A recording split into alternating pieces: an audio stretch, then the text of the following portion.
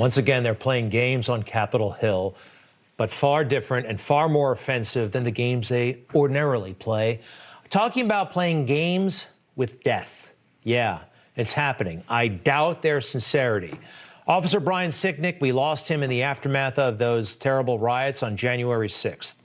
Well, last night, his remains were positioned in honor under the Capitol Rotunda.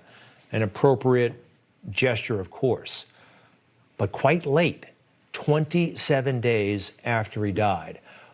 Why the delay? Could it have something to do with the fact that the impeachment trial tied to January 6th is starting early next week? Could that be a factor? I think so. How about Ruth Bader Ginsburg, the justice who died in September 18th to be specific? She was granted similar honors. She was not buried until September 29th, 11 days later. She happened to be Jewish, that is, far outside the norms in that religion. What's going on here? Why the delays? Well, that clearly was to complicate things. They wanted to delay it so President Trump would have difficulty getting a successor confirmed. They wanted to stretch out the remembrance of her. Compare it to Jacqueline Kennedy. When she lost her husband, the president, it was on a Friday. He was buried the following Monday. Do you think games might be being played here? I think so. In fact, I know so, and so do you. We all know what it's like to lose family and friends, right? Did you ever wait a month for the funeral? I flew jets in the Marine Corps. Sadly, watching colleagues die happened all too routinely. We lost at least one in this photo. I'm on the far right. We never waited a month before the burial. Something's up. Something's up. We shouldn't be surprised by Congress. All kinds of characters down there. We're going to go through it right now. Everyone's giving Marjorie Taylor Greene a hard time. To me, I'm not ready to go there, but her colleagues, well, let's start with some of them, some of the newer members of Congress. We all know about Ilhan Omar from Minnesota. She has said some deeply offensive things in her life. CARE was founded after 9/11 because they recognized that some people did something and that all of us were starting to lose access to our civil liberties. Some people did something. That's kind of minimizing the terrorist attack of September 11, 2001, don't you think? Then there's Ayanna Pressley, Democrat of Massachusetts. Here's a beautiful thought that she shared. This is from August of 2020. You know, there needs to be unrest in the streets for as long as there's unrest in our lives. Keep rioting. Sounds like incitement to me, huh? How about Rashida Tlaib? Have you heard about her? She has fond feelings of one of the worst genocides in human history. There's a kind of a calming feeling I always tell folks when I think of the Holocaust and the tragedy of the Holocaust and the fact that it was my ancestors, Palestinians, who lost their land and some lost their lives, their livelihood, the human dignity, their existence in many ways have been wiped out, and some people's passport. I mean, just all of it was in the name of trying to create a safe haven for Jews post the Holocaust. So as people pile on Marjorie Taylor Greene and they call her a conspiracy theorist, I don't know. Maybe I have a soft spot for certain conspiracies. For instance, we mentioned John F. Kennedy earlier. Do you think that Lee Harvey Oswald killed Kennedy by himself? More than half of America thinks there's a lot more to that story. How about President Trump colluding with Russians? That turned out to be a great big conspiracy theory, and CNN was driving one of the greatest conspiracy theories ever. What are they giving Marjorie Taylor Greene a hard time about? Well, you remember David Hogg. He was a young man who attended high school where there was a horrible school shooting and became a very public and very strong advocate for stronger gun control. And he went into the belly of the beast. He went on cable TV. He said provocative things on social media. And when you say stuff like that, there's going to be pushback. You don't have anything to say for yourself? You can't defend defend your stance? How did you get over 30 appointments with senators? How'd you do that? How did you get major press coverage on this issue? And how did you get kids? Why do you use kids? Why kids? Okay, so she's following him around, saying things. She's not using profanity. She doesn't violate his personal space. They say, oh, he was just a child. Well, he was 17, and that's an adult in certain states. And he was taking very adult positions on one of the most sensitive topics in our culture right now. I think he could handle it. I think he could handle it just fine. But Marjorie Taylor Greene is being vilified as one of the worst people ever to serve in Congress, while the squad, ooh, they're just beautiful, and they're celebrated by the left-leaning media.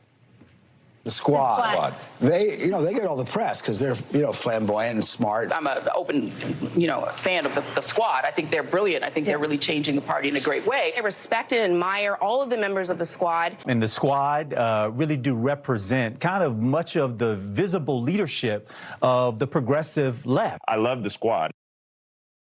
Catch that? Brilliant leadership, the most vaguely critical thing, but it was actually praising them. Flamboyant, all right? The squad, they are great.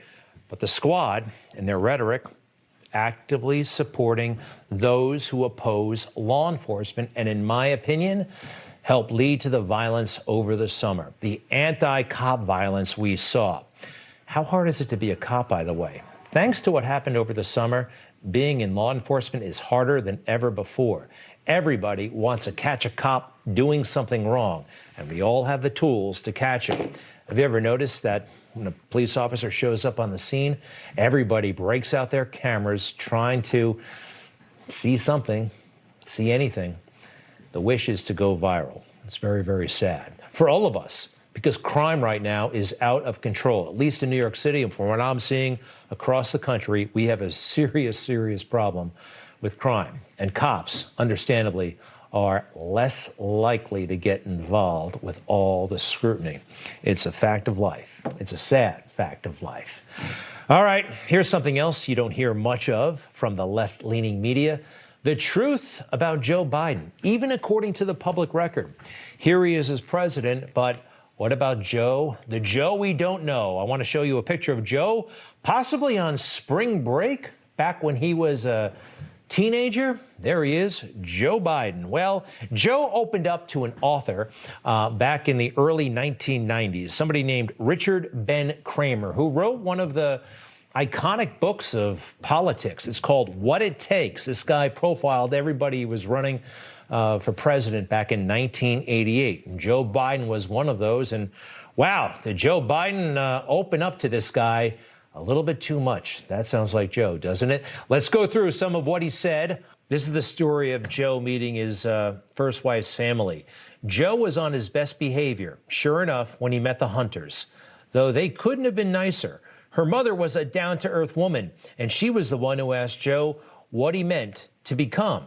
President, Joe answered. For a moment, she just stared. Joe added helpfully, of the United States. One of those guys who thinks he's going to be president when he's 21 years old. Joe also, when he was riding around in his car, would imagine a future successful career in politics. Joe could see the story in the papers day after the vote. He could see the whole thing like it had already happened. They'd wake up and he'd be there, roaring by like a rocket. They'd try to stop him, folks. I guess my opponent kind of took me for granted, took all of us for granted. But he could hear himself say it, 6 hours on the road, his victory speech. You think he was thinking about the people he wanted to serve? He's clearly thinking about himself, fantasizing about himself. Also this, but a hard scrabble upbringing Joe Biden was supposed to have? Well, apparently he had new cars out the wazoo, riding around in the Chevy that Joe Sr., his father, gave him for a present. Joe told his pals he always had a new car in high school, brand new Chrysler 300. Whenever he had a date or something, his dad ran the dealership. Again, I thought this was supposed to be a hard luck family, according to Joe. Let's see, what's this one about? They started hearing stories that Biden broke every record at Delaware. For God's sake, he was the little All-American. The only reason he'd fool with Syracuse intramurals was to get in shape for his tryout with the Baltimore Colts. That's the way he carried himself. If there was an Olympic event in football, Joe said, I'd be in the Olympics. All right, well, consider this. When it was time for Joe to possibly serve in the military, he found a way out. Let's go with that headline, please. It's all right there. Deferment's asthma kept Biden out of Vietnam.